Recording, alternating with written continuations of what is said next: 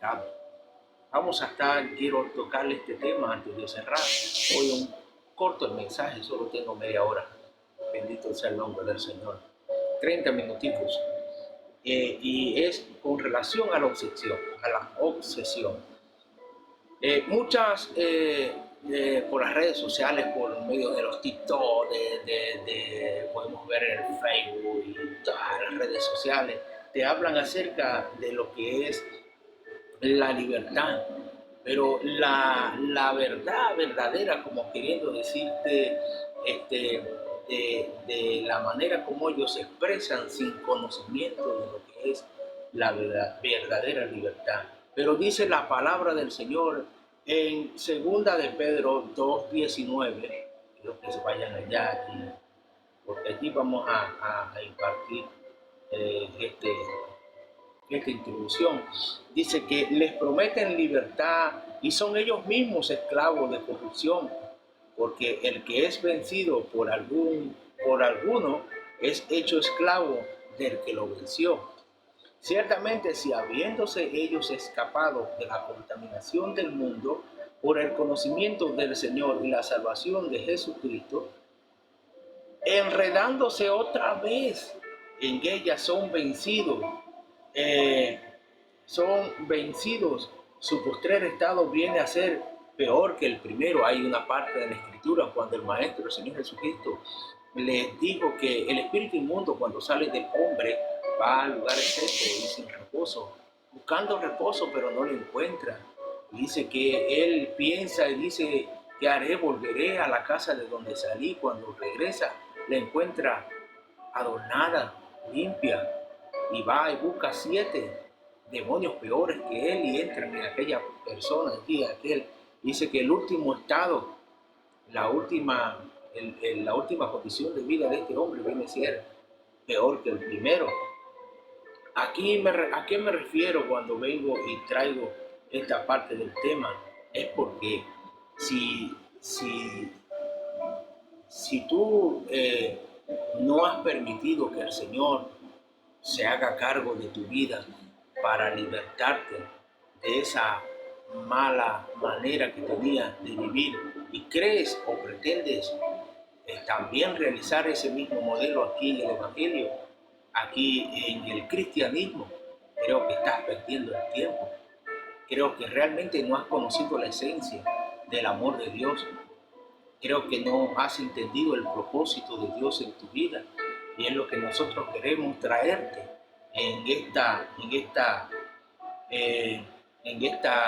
vigilia que estamos realizando.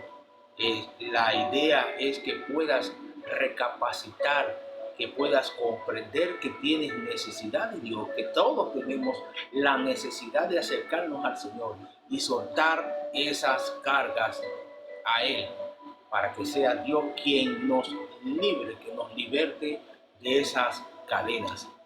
Bendito sea el nombre del Señor. Entonces, es como muchos lo dicen: wow, a veces pienso que es como vivir una esclavitud en medio del cristianismo, y se le pregunta el porqué de ello. Claro, hermano, porque si te das cuenta, para muchos cristianos lo que es que es como que si hubiesen aprendido el libro de Lamentaciones. ¿Dónde está el gozo del cristiano? ¿Dónde está aquel hombre que se levanta en la brecha con aquella alegría, con aquel gozo en la cara cuando camina por la calle? Y así debemos nosotros andar en la calle. Bienvenido, Montilla, que Dios te bendiga, Jesús. Gracias por estar aquí visitándonos en esta red. Bienvenido, hermano. Gracias por estar aquí. Entonces, lo que es caminar con el Señor. Entonces, si tú viniste a los caminos de Dios y del Señor obró en tu vida esa liberación, entonces tu actitud, tu manera de ser tiene que ser diferente a la que tenías antes. Ya tú no eres la misma persona. Ya tú vienes a ser una nueva criatura en Cristo Jesús, lo dice la palabra. Entonces ese modelo viejo queda atrás. Entonces tú no vas a venir acá nuevamente en los caminos del Señor. Puedes tener un mes, 2 meses, 3 meses, y ese mes que tú has tenido en el Señor, creo que has dispuesto tu corazón para atender el mensaje, para aprender, para permitir que Dios sea el que transforme tu vida, que sea Dios el que cambie, el que edifique tu vida. Porque yo con un mes en el Evangelio ya predicaba la palabra de Dios, y yo no era predicador nunca. Yo nunca era predicador, y ya con un mes en el Evangelio ya predicaba como profesional, aunque les digo que la inexperiencia que muchas veces nosotros tenemos, y me acorralaban gente que sí conocían, pero estaban apartados de los caminos de Dios. Gente que estaban apartados de los caminos de Dios me acorralaban, solo porque yo quería compartir lo que Dios estaba haciendo en mí. Ellos me acorralaban, porque ya en vez de dejarse usar por Dios, se dejaban usar por el maligno. Y ellos me acorralaban: ahora tú eres cristiano, ahora tú eres predicador, ahora vienes tú a enseñarme a mí la palabra de Dios, que tuve muchos años en el camino del Señor. Y yo le decía: pero ¿por qué te molestas? ¿Por qué te molestas? Si yo mi ruego al Señor es que tú vuelvas a los caminos de Dios. Allá de donde tú saliste, aún se encuentra tu asiento. Allí está tu silla. Anda, búsquela, que allá nadie te la va a quitar, te esperan. Ellos se molestaban conmigo, muchos se molestaron conmigo por eso. Porque ellos se sentían como ofendidos por lo que yo les decía. Y solamente es que se cegaban, no se estaban dando cuenta que lo que le estaba haciendo era una invitación nuevamente a los caminos de Dios. Y ellos se cegaban y se molestaban. Y yo sufrí mucho porque, claro, siempre fui una persona que frente a la persona no me daba a entender nada. Siempre yo allí, pero cuando venía a los pies de Cristo lloraba. Cuando yo venía aquí al cuarto, me encerraba, yo lloraba porque eran golpes que sentía por haber hecho eso. Y Dios mío, ¿por qué mal hice? Yo solamente fui para allá porque a tratar de hablarles de ti. ¿Qué mal hice? ¿Por qué ellos me salieron así? Pero una cosa sí pude ver. Que en el momento que yo estaba dando la palabra, en el momento que estaba dando el mensaje, venían 2 o 3, se levantaban en contra. Y entonces me acorralaba, pero inmediatamente dentro de ellos mismos, dentro de ese grupo, salían varios también en defensa mía. Y yo ahí veía ángeles del Señor defendiéndome. Yo: sí, dale a este y dale al otro. Aprovechaba ahí el momento: dale a este y dale al otro. No lo dejes respirar, hermano. Y yo salía a un lado allí y veía la mano de Dios en mi defensa. Salía ahí la mano de Dios en mi defensa. Entonces, lo que quiero decirle es que un hombre o una mujer que tenga a Cristo no puede estar dando lástima en ningún lado. Un hombre que tenga a Cristo en su corazón y una mujer que tenga a Cristo en su corazón lo representa. Nosotros representamos a ese Cristo que le servimos. Lo representa. Y por esa razón el Señor anhela que cada uno de nosotros nos levantemos en la brecha y hagamos el trabajo como debe ser. Porque la iglesia de Cristo es una iglesia de poder y autoridad. Porque el Señor así lo ha hecho, lo ha dicho: les doy autoridad sobre demonios, sobre las enfermedades, para que echen fuera demonios, para que echen fuera, sanen a los enfermos. El Señor nos ha dado a nosotros poder y autoridad. Entonces, una persona que tenga un poder y autoridad es una persona que anda mostrando fragilidad delante de nadie, y especialmente delante de aquellos inconversos que no conocen de Dios, no conocen de su palabra. Nosotros no podemos estar mostrándonos así en la calle delante de nadie. Si tienes algún problema, llama a un hermano en Cristo Jesús aparte y conversa con él, comunícate con él, y ahí tendrás el apoyo. Ven, comunícalo aquí en la congregación con mis hermanos, con nuestras hermanas. O anda a los pies de Cristo, que es lo primero que nosotros tenemos que hacer. Nos encerramos en nuestro cuarto, en nuestra habitación, y buscamos de la presencia de Dios. Entonces quiero hablar con relación al tema de la obsesión. Y para esto vamos a estar hablando acerca de un caso que sucedió Y esto es, bueno, de ser pastor es el rey David, aunque cometió muchos errores, pero tenía el corazón como el de Dios, y esto fue dicho por el mismo Señor, se lo dijo a su propio hijo, Salomón: camina recto de mí, así como lo hizo tu padre. Bendito sea el nombre del Señor. Entonces vamos a estar buscando en el libro de Segunda de Samuel, el capítulo 11. Allí vamos a estar leyendo una parte de la Escritura para hablar acerca de este tema de la obsesión. Bendito sea el nombre de Dios. En Segunda de Samuel 11.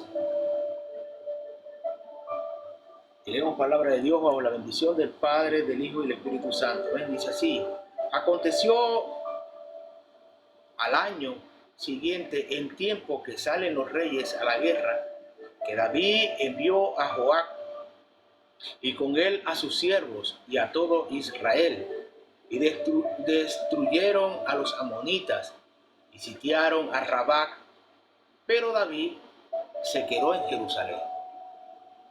Y sucedió un día al caer la tarde, que se levantó David de su lecho y se paseaba sobre el terrado de la casa real, y vio desde el terrado a una mujer que se estaba bañando, la cual era muy hermosa. Ahí entró la codicia. Envió David a preguntar por aquella mujer, y le dijeron: aquella es Betsabé, hija de Elián, mujer de Urías Eteo. Ahí entró lo que se llama la pregunta. Y envió David mensajeros, y la tomó y vino a él. Y él durmió con ella. Luego ella se purificó de su inmundicia y se volvió a su casa. No pasó nada. No ha pasado nada. Anda tranquila, ya está listo. Ya hicimos lo que teníamos que hacer según el pensamiento de una persona equivocada. Entonces, bendito sea el nombre del Señor. Nos damos cuenta, lo que ya han leído esta historia, esta parte acá, dice en la Escritura que esta mujer en ese hecho que tuvo con David, ella quedó embarazada de David, rey de Israel.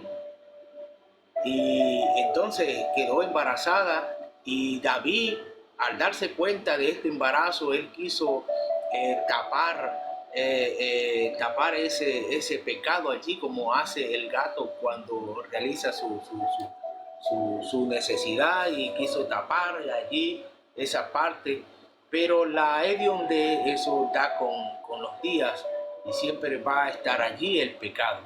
Entonces, nos damos cuenta por medio de la Escritura que David envió por su marido, por Urías, que se encontraba en la guerra, en plena guerra, y allá mandó a buscar a Urías para que él viniera y se acostara con la mujer. Entonces, para decir que esa mujer quedó embarazada por medio de su esposo Urías, pero Urías no quiso ir a acostarse con la mujer. Él quedó en el palacio allí juntamente con los sirvientes del rey. Donde ellos dormían, ahí dormía él. El rey buscó las miles formas cómo hacer para que este hombre se convenciera de ir y dormir con su mujer, pero este hombre no se dio a ir allá, porque él decía: ¿cómo es que yo puedo estar durmiendo muy tranquilo con mi esposa mientras Israel, mientras el ejército está ya peleando la batalla? Entonces yo durmiendo con mi esposa mientras el ejército peleando. No, Señor, eso no es mí. Entonces David lo que hizo fue un plan donde dijo, bueno, le dio una carta para que se le entregara al general que estaba allá en aquella guerra, Joab, y mal no recuerdo, el general que estaba comandando allá en aquella guerra. Y en la carta lo que decía era que pusiera a Urías frente al momento que se encontrara muy difícil, se encontrara cerca allí de donde estaban los arqueros y donde estaba allí la guerra fuerte, y que lo dejaran solo allí, que lo mataran, que lo asesinaran, lo mató asesinaron. Y así sucedió. De ahí aconteció eso, la muerte de este hombre. Ahora, ¿todo por qué? Por dejarse convencer por el pecado, por la maldad, por el descuido espiritual. Y podemos ver que la caída espiritual comienza por medio de un descuido, por un descuido. Y ahí comienza a decaer el hombre de Dios, comienza a decaer esa trayectoria que tú vienes en los caminos de Dios, trayéndote, guardándote para el Señor, guardándote en santidad, buscando la paz, tratando de no pecar, de no fallar, pero no podemos estar descuidándonos porque dice la palabra del Señor que el diablo no duerme, él anda como un león rugiente buscando a quien devorar. Entonces nosotros no podemos estar dándole lugar a él. Nosotros tenemos que estar cuidándonos, porque es lo que ha sucedido en muchos de nosotros, que nos hemos descarrilado, hemos hecho lo malo, hemos apartado de los caminos de Dios, pero misericordioso es el Dios que nos ha vuelto, nos ha regresado de ese camino malvado.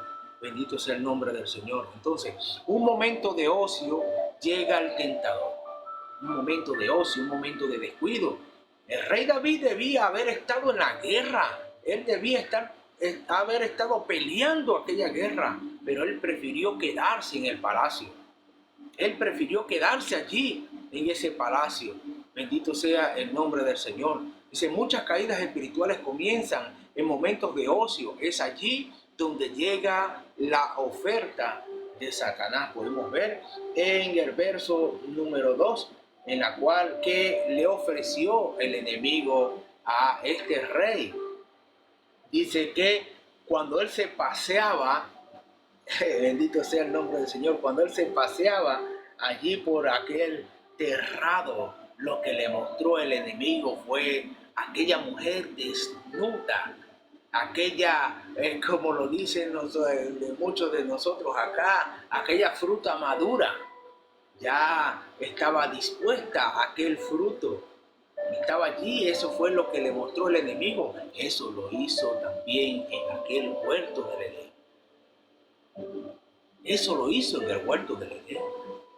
Le mostró aquella fruta a aquella mujer, a Eva y a Adán, fruta que no debían haber tomado, fruto que no debían haber comido, porque Dios les dijo que no lo hicieran.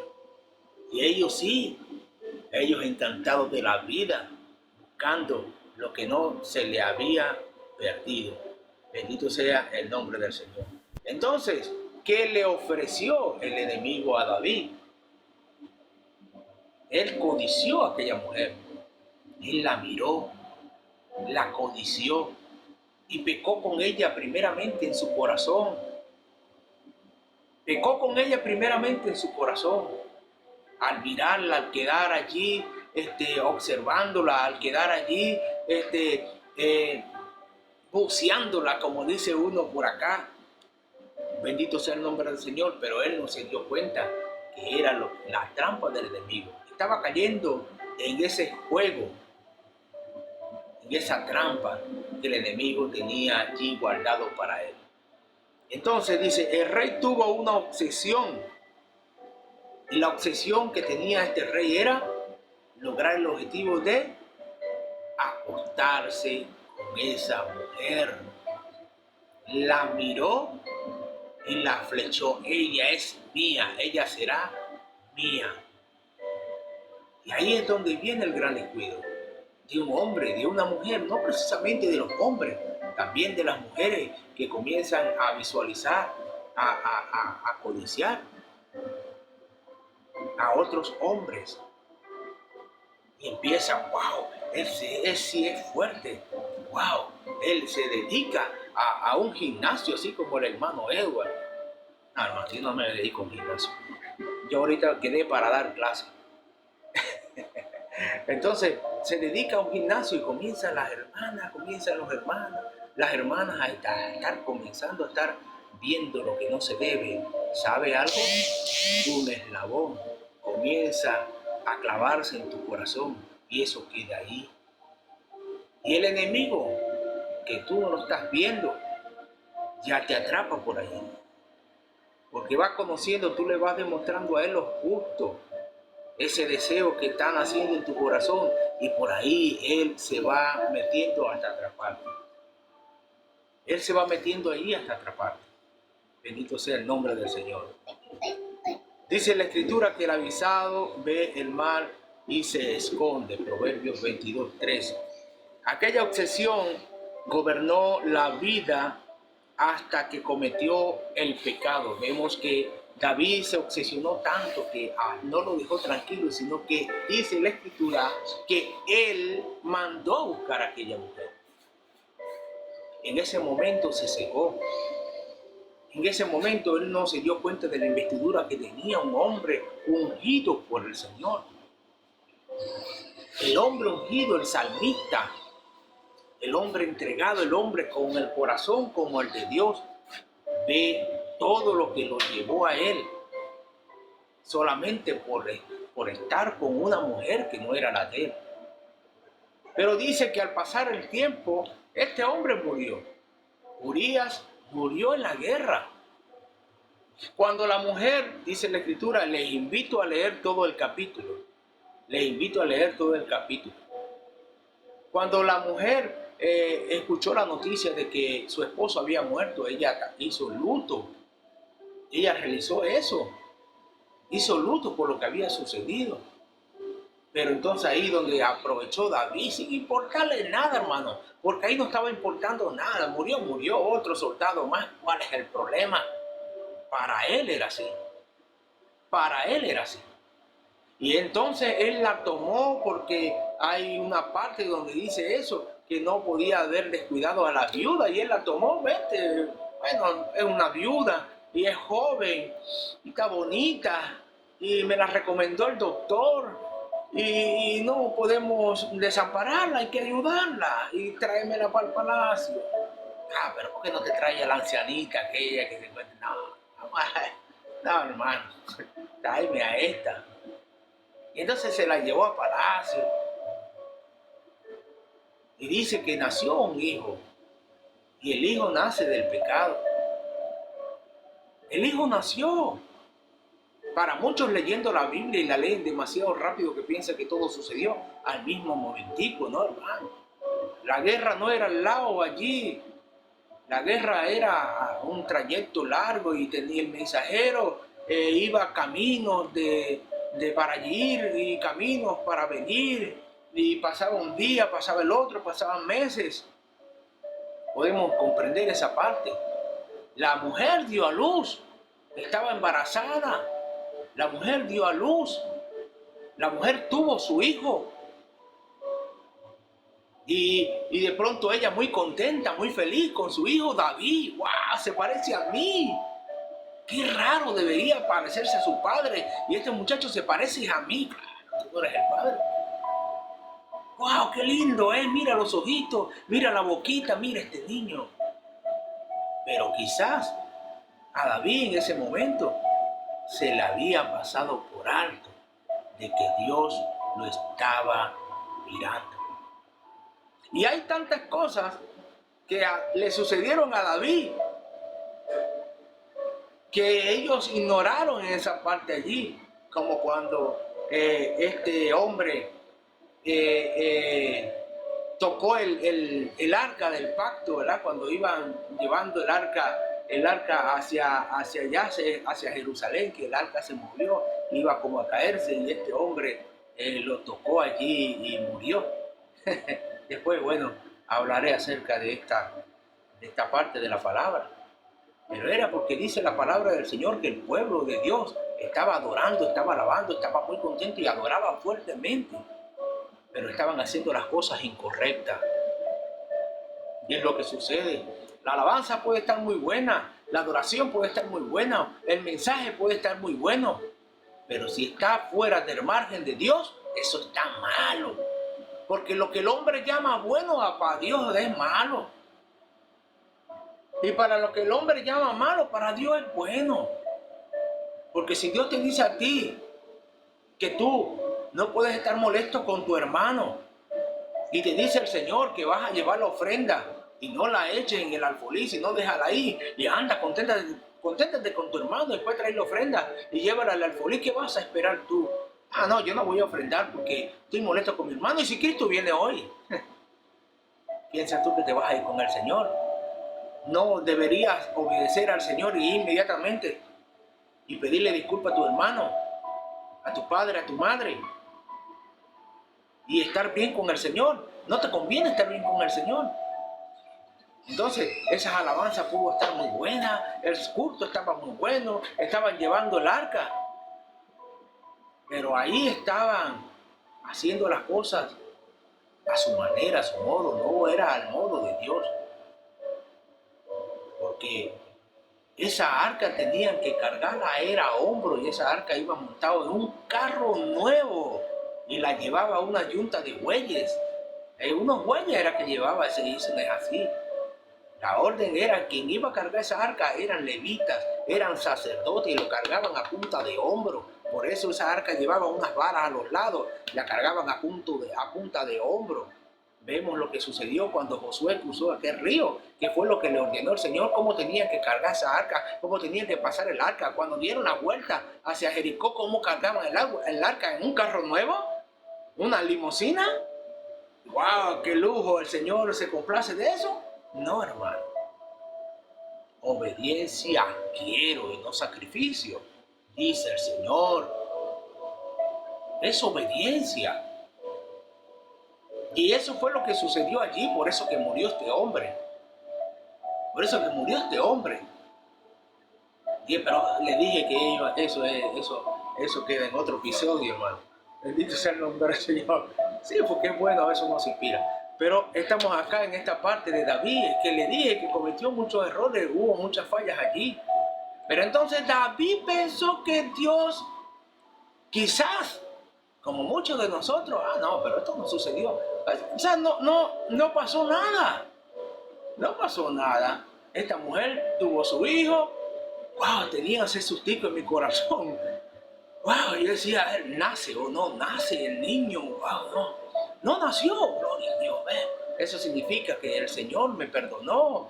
Eso significa que yo, como rey de Israel, el ungido, estoy bien. No pasa nada. El Señor dijo, no, es un soldado más. No pasa nada. No pasa nada. El Señor ya le tenía reservado a David un profeta. Y llegó allá Natán. Necesito una ayuda. Necesito la ayuda del rey. No, pásalo. Y atendió con aquel gusto. Yo me imagino David preparando allí un cerdito. O no, ellos no comían cerdo. Sí, manda a matar una ovejita allí para darle a Natán, que quizás viene de tan lejos, y dale ahí un jugo, prepara allí un batido de papaya y empieza allí. Vamos a comer primero, Natán. Wow, vamos a ayudarte. ¿Qué es lo que tú necesitas? No, bueno, nada, sino que...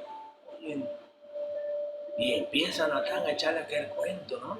De aquel hombre que tenía muchas ovejas, y entonces viene aquel visitante a buscar allá, a visitarlo, y él le prefiere quitarle la ovejita a su siervo y matarla y dársela a aquel visitante que agarrar una de las que tenía, que eran muchas.